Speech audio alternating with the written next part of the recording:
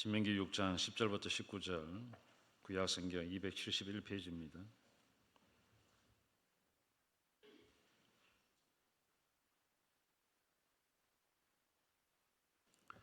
제가 봉독하겠습니다.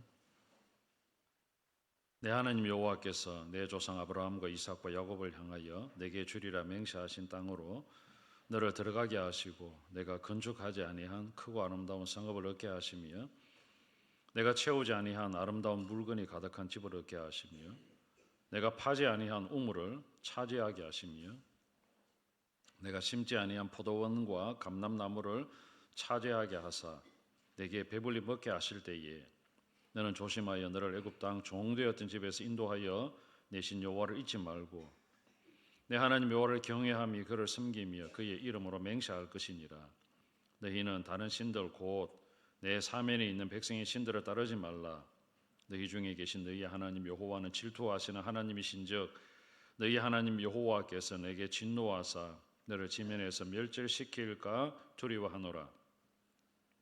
너희가 마사에서 시험한 것 같이 너희 하나님 여호와를 시험하지 말고 너희 하나님 여호와께서 너희에게 명하신 명령과 증거와 규례를 삼가 지키며 여호와께서 보시기에 정직하고 선량한 일을 행하라. 그리하면 내가 복을 받고 그 땅에 들어가서 여호와께서 모든 대적을 내 앞에서 쫓아내시겠다고 내 조상들에게 맹세하신 아름다운 땅을 차지하리니 여호와의 말씀과 같으니라.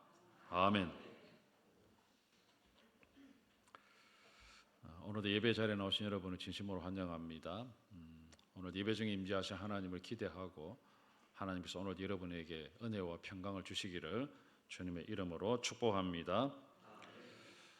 지속적으로 하나님의 은혜를 누리는 방법이 무엇일까요? 라고 말을 하면 사람들이 기도해야 되겠죠.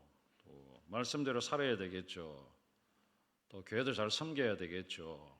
전도해야 되겠죠. 하나님의 영광을 위해 살아야죠. 늘 감사하는 삶을 살아야죠. 라고 말할 겁니다. 그거 다 맞습니다. 근데 그걸 하나로 이렇게 압축해 보면 뭘까요? 지속적으로 우리가 하나님의 은혜를 누릴 수 있는 방법이 있다면 뭘까? 저는 위기 관리를 잘해야 된다고 생각합니다. 그래서 오늘 저는 형통할 때, 어려울 때라는 제목을 제가 정했습니다. 형통할 때, 어려울 때, 위기 관리를 잘하면 지속적으로 우리가 하나님의 은혜를 누릴 수가 있습니다. 회사도 주기적으로 컨설팅을 합니다. 우리 회사가 잘 되고 있는가, 외부의 컨설팅 이제 맡겨서 이제 우리 회사가 어떻게 이제 경영이 되고 있는가라는 것을 이렇게 점검을 해봅니다. 오늘 이 말씀이 저와 여러분의 영적인 어떤 상태를 점검할 수 있는 그런 시간이 되었으면 좋겠습니다. 내가 잘 살고 있는가, 아니면 하나님 말씀대로 잘 살지 못하고 있지는 않은가, 하나님 주신 복을 지속적으로 누리고는 있는가, 아니면 받은 복도 빼앗기고 있지는 않은가 한번 점검해 보셔야 됩니다. 매주마다, 매일마다, 또 매월마다 그렇게 여러분 점검하는 그런 시간들이 분명히 있어야 됩니다. 그래서 안식일이 있고 월삭이 있고 절기가 있는 겁니다. 사랑하는 여러분, 위기라고 할 때는 대부분 어려울 때를 위기라고 합니다. 그렇죠? 뭐 경제가 어렵다, 안보가 위태위태하다, 사회가 불안하다 이러면 이제 야 이거 큰일 나지 않나, 위기가 아닌가, 또 국가적으로 부도가 나는 것은 아닌가. 그리스처럼 예전에 디폴트 선언되어지고 뭐 국가가 부도가 났잖아요. 우리나라 혹시 그래 되는 건 아닌가. 어떤 사람들이 어려울 때는 전부 다 위기라고 생각을 해요.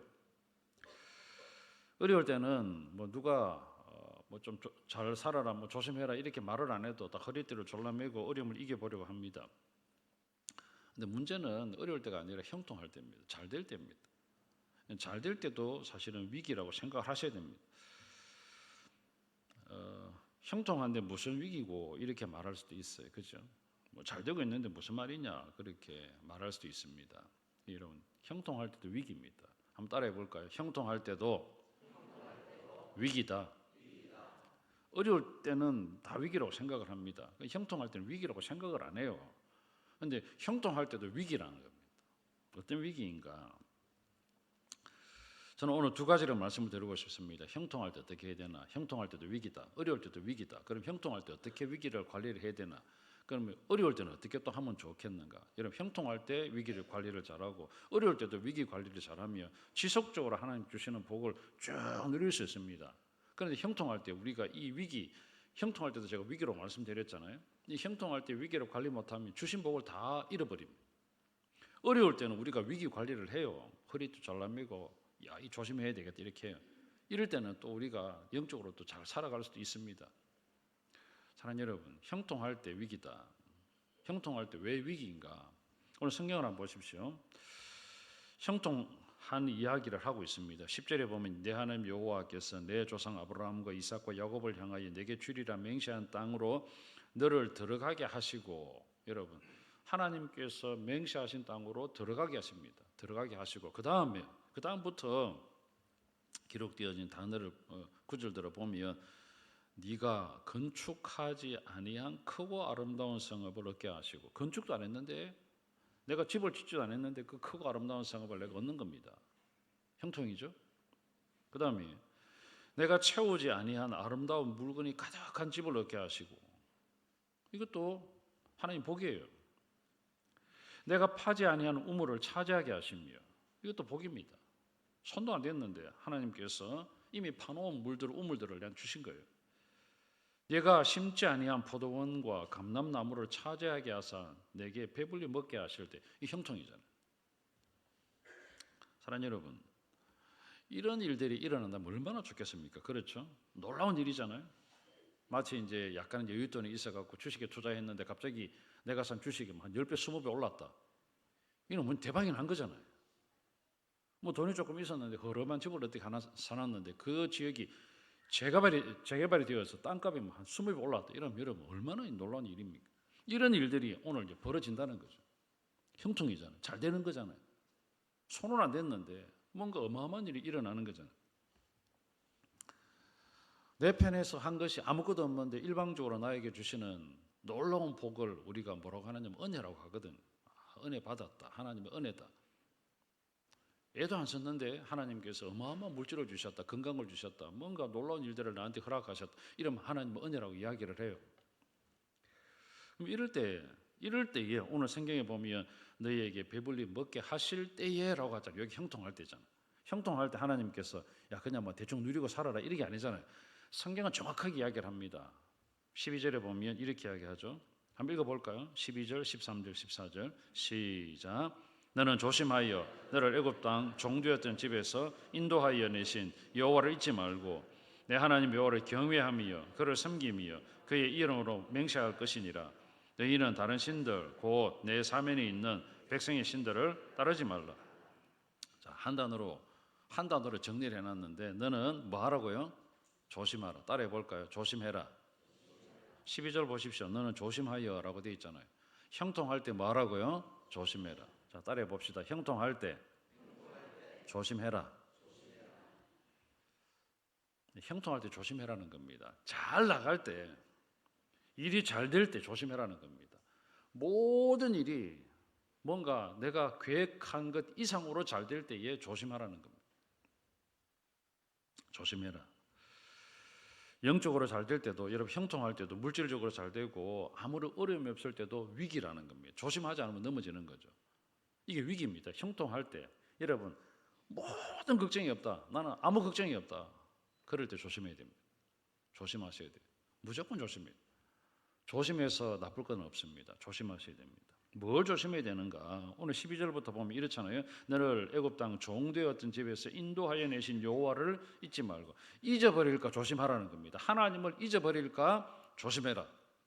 하나님께서 이렇게 은혜를 베풀어 주셨고, 내가 파지 아니하는 우물을 주셨고, 내가 건축하지 아니한 집을 주셨고, 내가 채우지 아니한 그러한 어마어마한 물건들을 주셨고, 내가 심지도 아니한 그러한 포도나무, 무화과나무 그러한 결실이 있는 나무들을 우리가 주셔서 배불리 먹게 하실 때에 하나님을 잊어버리지 않도록 조심해라. 사랑하는 여러분, 조심해라. 하나님을 잊어버리면 어떤 일이 벌어지는가? 하나님을 경외하지 않습니다.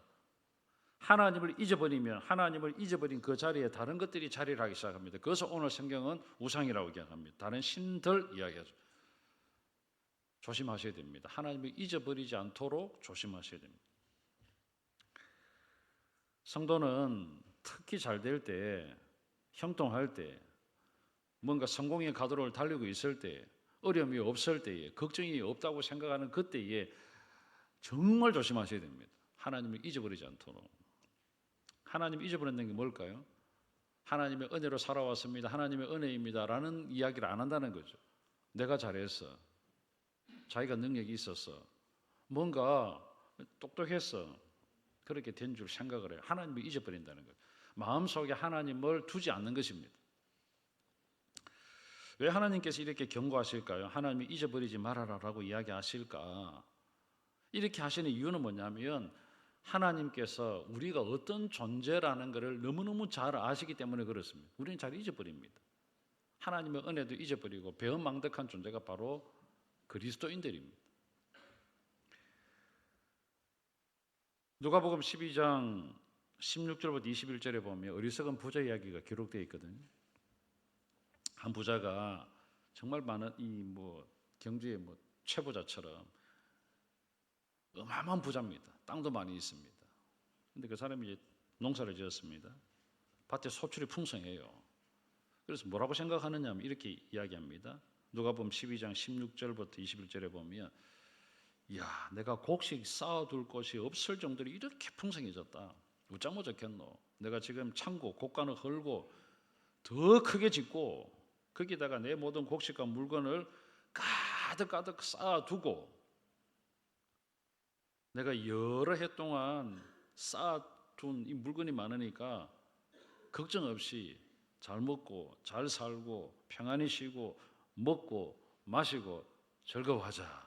여기 이제 누가복음 12장에 기록되어 있어요. 이렇게 심중히 생각을 했거든요. 이 부자가, 어리석은 부자가.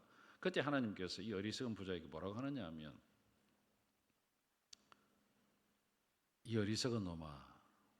이 어리석은 놈아, 오늘 밤에 내가 너의 영혼을 도로 찾아가면 네가 그렇게 준비한 것이 누구 것이 되겠느냐.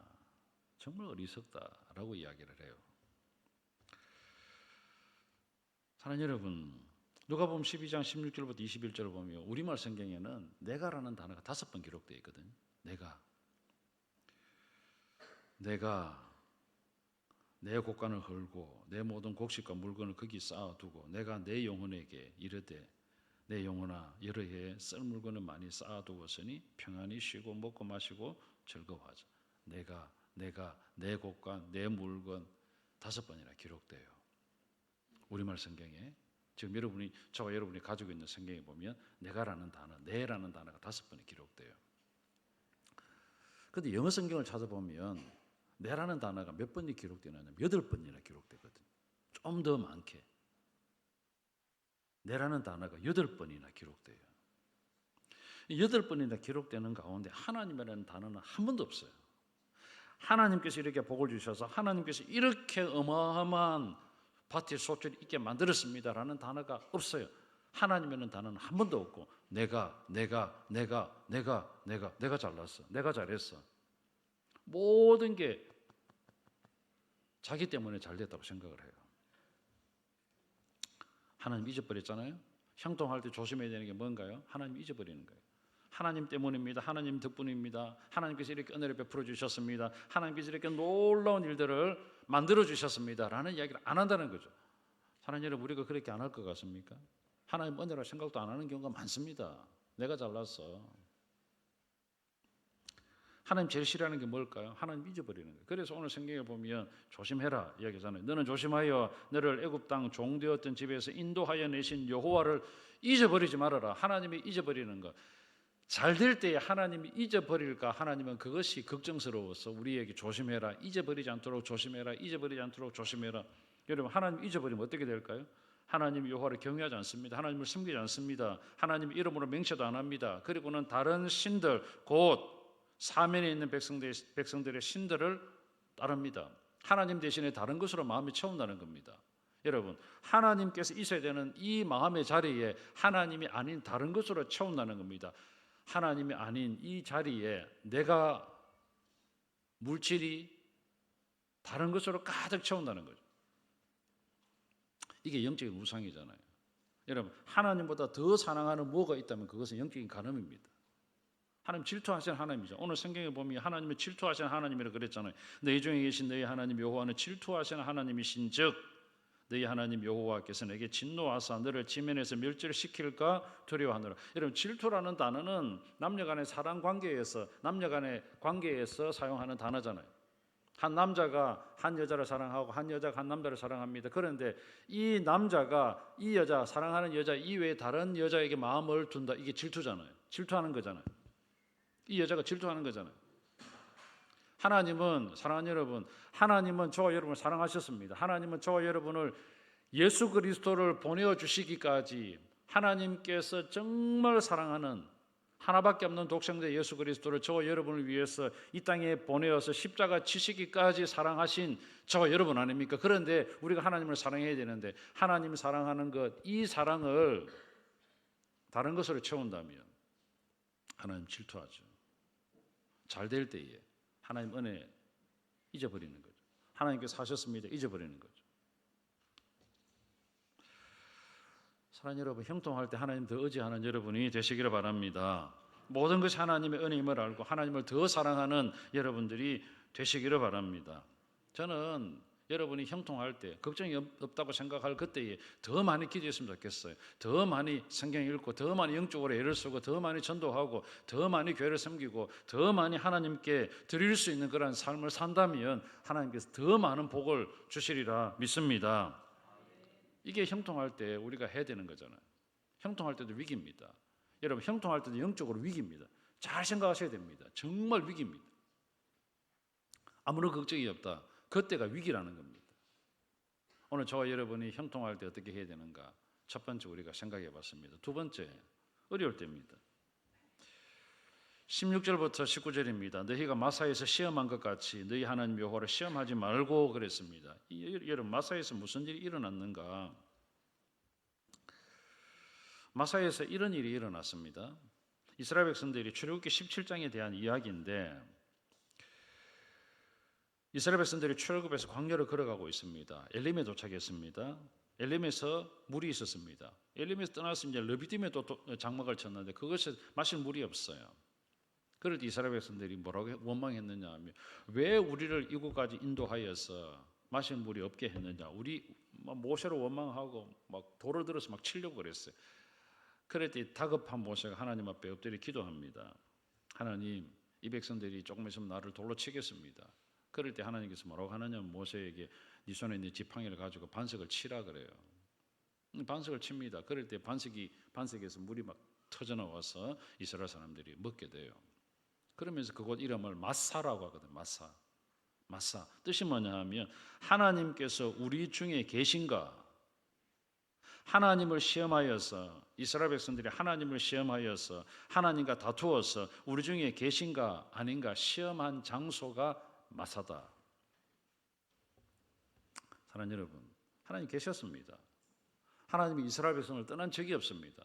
하나님이 이스라엘 백성들을 인도하셨습니다. 출애굽할 때도 어떻게 해요? 10가지 재앙을 통해서 이스라엘 백성들을 출애굽시켰습니다. 홍해 앞에서 하나님께서 그곳에 계셨습니다. 하나님은 방법을 가지고 계셨습니다. 하나님은 이스라엘 백성들을 홍해를 가르치고 그 가운데로 통과하게 하시는 계획을 가지고 계셨습니다. 하나님이 이스라엘 백성들을 떠난 적이 없습니다. 그런데 이스라엘 백성들은 조그만 어려움을 원망했습니다. 조그만 힘들면 불평했습니다. 하나님 우리 중에 계시나 안 계시나? 하나님 살아계시나 안 계시나?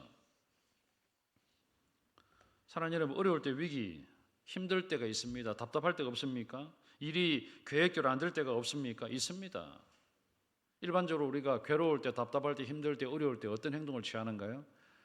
하나님 앞에 기도 먼저 합니까? 잘 안 합니다. 원망부터 합니다. 또 어렵고 힘든 사람이 있으면 찾아가서 야, 우리가 같이 예배하자, 같이 기도하자, 같이 하나님 앞에 엎드리자, 그렇게 말하기가 주저될 때가 있습니다. 왜요? 내가 이렇게 하나님을 잘 섬기고 있는데 하나님 살아계신다, 왜 나에게 이런 어려움이 생겼나, 그렇게 말할 수도 있잖아요. 그런 말이라도 혹 들을까 싶어서 주저되기도 해요. 예배하자 그래도, 기도하자 그러면 상대방이 뭐라고 할까요? 정말 어려운 일을 겪었다, 정말 힘든 일을 당했다, 당신이 답답한 일을 당하지 않았어 모르니까 그렇지, 한번 당해봐라. 답답하니까 기도가 되겠나? 힘드니까 예배가 되나? 괴로우니까 교회 가기도 싫다. 이런 말들을 들을까 싶어서라도 예배하자, 기도하자, 같이 하나님 앞에 또 나아가 보자. 그런 말도 하기가 주저가 될 때가 있더라는 거죠. 성도도 마찬가지잖아요. 믿음이 좋다는 사람들도 어렵고 힘든 일이 생기면 제일 먼저 하는 반응이 뭐냐면 원망이에요. 불평이에요. 하나님 살아계시나? 하나님 살아계시는가? 하나님께서 계신다면 왜 이런 일이 나한테 일어나나? 하나님께서 안 계시니까 이런 일이 일어나지. 여러분, 이런 믿음 없는 소리도 그냥 거침없이 뱉어내요. 별의별 소리를 다 합니다. 위기잖아요, 위기. 저는 위기를 생각합니다. 형통할 때도 위기고 어려울 때도 위기입니다. 사랑하는 여러분, 정말 어려울 때, 힘들 때, 괴롭고 답답할 때, 길이 전혀 안 보일 때, 그럴 때 하나님 앞에 더 엎드리는 그러한 여러분이 되시기를 바랍니다. 오늘 여기 하나님을 시험하지 말고 그랬잖아요. 너희가 마사에서 시험한 것 같이 마사가 어려움을 겪을 때잖아요. 물이 없어서 답답할 때잖아요. 마사에서 시험한 것 같이 너희의 하나님 여호와를 시험하지 말고. 어려울 때 여러분 시험해서는 안 됩니다. 하나님은 계획을 가지고 계십니다. 자, 따라해 볼까요? 하나님은 내가 어려울 때 방법을 가지고 계신다. 우리는 방법이 안 보여요. 어떻게 하면 좋을지, 어떻게 하면 이 어려움을 이겨낼 수 있을지 길도 안 보이고 방법도 안 보이고 답답해서 미칠 지경입니다. 그런데 하나님은 방법을 가지고 계시는 분이라는 거예요. 시험해서는 안 됩니다. 하나님 우리 중에 계시나 안 계시나? 하나님 살아계시나 안 계시나? 하나님께서 우리를 인도하시나 버렸나? 시험해서는 안 됩니다. 하나님은 반드시 우리와 함께 하시는 분입니다. 어려울 때에 원망과 불평하기보다 하나님 앞에 더 엎드리는 저와 여러분이 되었으면 좋겠습니다. 평소보다 하나님 앞에 더 기도하는 시간이 많았으면 좋겠어요. 평소보다 하나님께 더 가까이 나아가는 그러한 삶이었으면 좋겠어요. 어려울 때. 그렇게 기도하고 또 기도하고 또 기도하고 하나님의 일을 기다리는 그런 삶이 되어진다면 하나님께서 그 어려움을 반드시 바꾸어서 보게 되게 만들어 주신 하나님이시잖아요. 그렇게 믿습니다. 제가 목회하면서 얻은 결론이 뭐냐면 이래요. 영적인 일에는 투자를 잘 안 해요. 예수 믿는 사람들조차도 영적인 일에는 투자를 잘 안 한다는 게 제가 목회하면서 얻은 결론인 것 같아요. 여러분이 좀 죄송한 이야기지만 영적인 일에 투자하는 것에 대해서 정말 인색해요. 사람과 만나서 한두 시간 이야기하는 거 쉽게 생각합니다. 사람과 만나서 식사하고 차 마시는 거 별로 그 시간 아깝지 않게 생각합니다. 그런데 하나님과 대화하는 시간은 10분도 아까워요. 10분도 잘 안 해요. 30분 진짜 힘들다라고 이야기합니다. 여러분 어떤 사람과 만나서 대화하는 거 2시간, 3시간 그냥 커피숍에 가서 2시간, 3시간 그냥 그거 힘들다 생각합니까? 그냥 뭐 즐기잖아요. 근데 하나님과 10분 기도하는 거, 30분 기도하는 거 진짜 힘들게 생각합니다. 기도회에 나오세요 이러면 안 옵니다. 영적인 일에 투자는 이적합니다. 그러면서 또 복을 받기를 원해요. 이거 이율배반적인 건 아닙니까? 사람을 만나서 교제하며 쓰는 돈 얼마든지 싸워가면서 내가 돈 낼게 싸워가면서 이야기해요. 그렇잖아요. 밥 먹고 가서 계산대 앞에 가서 오늘 내가 낼게 하고 막 싸우고 그래 하잖아요.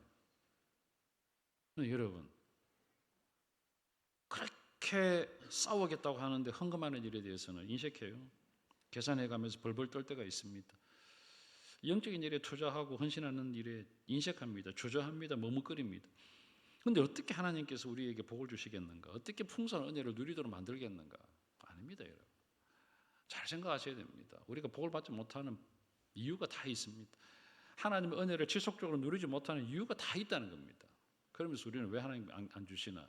왜 하나님께서 복을 안 주시나? 그렇게 하나님 앞에 따질 때가 많습니다. 원망할 때가 많습니다. 불평할 때가 많습니다. 지속적으로 복을 누리는 길은 두 가지잖아요. 형통할 때, 어려울 때 그 위기 관리를 잘하면 됩니다. 형통할 때 하나님 잊어버리면 안 됩니다. 여러분 잊어버린 이유가 뭔가요? 교만했다는 거죠. 하나님께서 하셨습니다. 이게 아니라 내가 했다는 거죠. 교만이죠. 하나님께서 하신 것이 아니라 기회를 잘 잡았기 때문에 교만입니다. 그 기회마저 하나님 주신 거예요. 그렇잖아요. 하나님께 잘해 주신 것이 아니라 어떤 사람을 잘 만났기 때문에 내가 형통했다. 그 사람도 하나님께 붙여주신 거잖아요. 사랑하는 여러분, 형통할 때 교만하면 하나님 잊어버립니다. 절대로 여러분 교만하지 마십시오. 어려울 때에 원망하거나 하나님을 시험하지 않았으면 좋겠어요. 형통할 때나 어려울 때를 가리지 말고 항상 말씀을 붙들고 항상 나를 위해서 오늘도 놀라운 일을 행하시는 그 하나님을 기대하고 하나님께서 우리에게 지속적으로 복을 주실 것을 우리가 기다리고 묵묵히 하나님 앞에 더 나아가는 삶을 산다면 하나님께서 우리에게 지속적으로 은혜를 누리게 만들어 주시리라 믿습니다. 여러분 오늘 성경에 보면 원망하고 시험하고 잊어버리고 교만해라 그런 단어가 있습니까? 없습니다. 만약에 원망하고 불평하고 시험하고 잊어버리고 교만하고 그렇게 해서 뭔가 상황을 바꾸어 놓을 수 있고 지속적으로 은혜를 누릴 수 있다면 하나님께서 그렇게 하라고 하셨겠죠. 그렇잖아요. 그런데 그런 것이 아니라 조심해라, 잊어버리지 말아라, 하나님을 잘 섬겨라, 다른 신들을 따르지 말아라, 하나님을 시험하지 말아라, 하나님 보시기에 정직하게 행해라, 이런 말씀밖에 없잖아요. 그러니까 우리가 이렇게 안 산다는 거잖아요. 사랑하는 여러분, 21세기를 살아가는 지금 저희들이나 우리들이나 출애굽한 사람들이나 똑같습니다. 그렇잖아요. 똑같아요. 별반 다를 바 없습니다. 저는 설교 서두에 형통할 때도 위기다 그랬습니다. 어렵고 힘들 때도 영적인 위기입니다. 성도는 하나님 나라 갈 때까지 사탄이 가만두지 않습니다. 어떻게 하면 넘어뜨릴까? 우리가 조그만 틈만 보여도 사탄은 그 틈을 놓치지 않고 우리를 넘어뜨리려고 합니다. 잘 될 때는 넘어질까 조심해야 됩니다. 어려울 때는 하나님을 시험할까 하나님을 원망할까 두려워해야 됩니다. 그래서 영적인 위기를 관리를 잘하면 지속적으로 하나님께서 베푸신 은혜를 누릴 수가 있습니다. 그래서 오늘 신명기 6장 10절부터 19절에는 여러분 형통할 때 조심하고 어려울 때 시험하지 말라고 했잖아요. 근데 야고보서 5장 13절에 보면 이렇게 이야기합니다. 너희 중에 고난당하는 자가 있느냐? 그는 기도할 것이요. 절거하는 자가 있느냐? 그는 찬송할지로다. 그래서 여러분 고난당하는 자가 있으면 기도하고 즐거운 일이 생기면 찬송하고 그럼 여러분 두 개만 하면 되잖아요.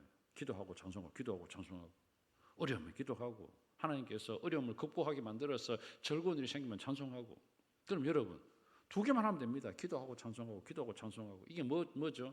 하나님을 가까이 하는 거잖아요.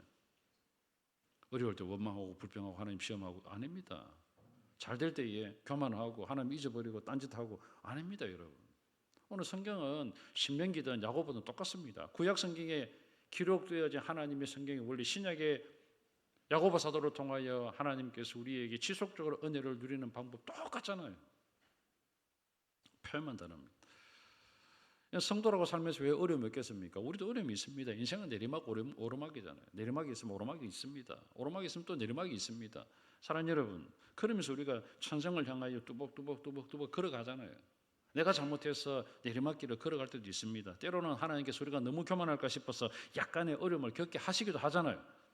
때로는 더 겸손하게 하나님을 잘 섬길 수 있도록 때로는 우리를 연단하시기도 합니다.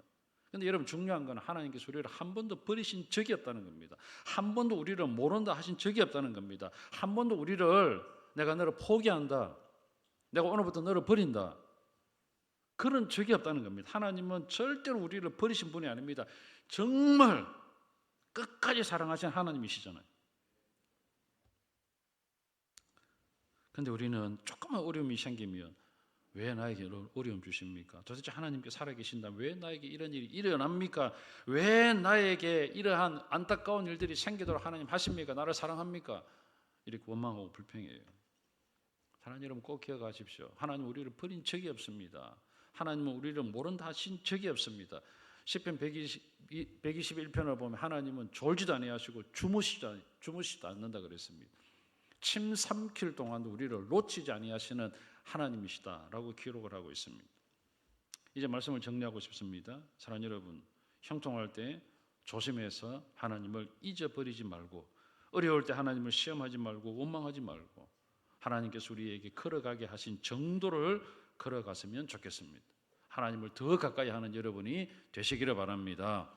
날마다 하나님을 더 가까이 하고 어제보다 오늘 좀 더 기도하고 어제보다 오늘 좀 더 하나님의 말씀을 묵상하려고 애를 쓰고 하나님을 더 붙들려고 애를 쓰고 무슨 일이 있어도 겸손하고 교만하지 아니하고 그럴 때 여러분 하나님께서 우리에게 은혜를 베풀어 주시잖아요. 그런 아름다운 한 주간 되시고 여러분의 남은 인생이 되셔서 우리에게 주시고자 하는 그러한 풍성한 하나님의 은혜를 지속적으로 받아 누리는 우리 샬롬교회 모든 성도들이 다 되시기를 주님의 이름으로 축원합니다. 아멘.